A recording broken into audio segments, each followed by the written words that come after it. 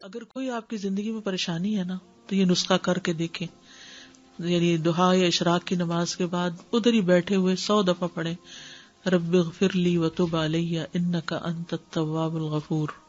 ٹھیک ہے، رب اغفر لی وتب علی، اے اللہ مجھے معاف کر دے اور مجھ پہ مہربان ہو جا، انک انت التواب الغفور، تو تواب بھی ہے اور غفور بھی ہے. رب اغفر لی وتب علی انک انت التواب الغفور، رب اغفر لی وتب علی انک انت التواب الغفور، رب اغفر لی وتب علی انک انت التواب الغفور، رب اغفر لی وتب علی انک انت التواب الغفور، رب اغفر لی وتب علی انک انت التواب الغفور،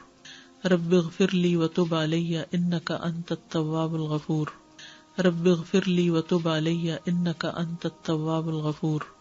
رب اغفر لی وتب علی انک انت التواب الغفور، رب اغفر لی وتب علی انک انت التواب الغفور.